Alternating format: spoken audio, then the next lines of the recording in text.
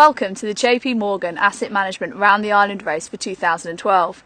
I'm Libby Greenhalgh and I'm going to be telling you about the weather over the next 3 days for the Raymarine Weather Briefings, including on Friday at 6 o'clock the live weather briefing at the Island Sailing Club. Why don't you come along to that and get the latest information? But for now, let's have a look at how the situation is panning out. If we look out into the North Atlantic, we can see the low pressure system that's going to be affecting us on Saturday. Over the next 2 days, this system will develop and track eastwards over the UK. You'll be pleased to hear that the strongest winds and the worst weather will actually clear through us on Friday. On Saturday morning, we will be greeted with the low pressure over the north of the UK and a strong south-southwesterly wind. For start time, particularly the 7 o'clock starters, you'll be looking at some of the strongest breezes. Wind strengths will be in the region of 20 to 25 knots from the south-southwest. By 8:30, we will have seen that wind moderate, and essentially it will be down at 15 to 20 knots, but still from the south-southwest. The first part of the race is always quite tricky, predominantly because there are lots of boats around. And also, given the forecast of a south-southwesterly wind, you're not really going to be necessarily tacking up the shoreline. Essentially, you're going to be fetching to the Needles. But inevitably, as you get towards the Needles, you will find that that wind will tend to veer and turn more to the right as it funnels up into the Solent. So don't be surprised as you head up there that you'll have to put a few tacks in.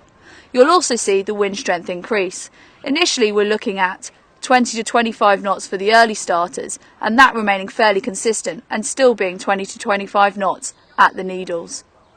Once you get to the Needles, you'll be turning the corner and heading off towards the southeast. Still expecting the wind to be very much in the south-southwest direction, and obviously wind strengths will still be moderate to strong at 15 to 20 knots. The big thing you'll start to see change here is obviously the sea state. These strong winds will have been prevalent for the last 2 days, and therefore you will see a reasonable swell from the southwest. You could see seas up to 6 foot.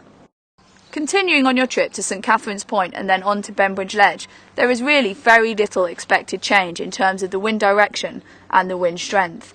You'll predominantly be looking at this south-southwesterly breeze and in the region of 15 to 20 knots.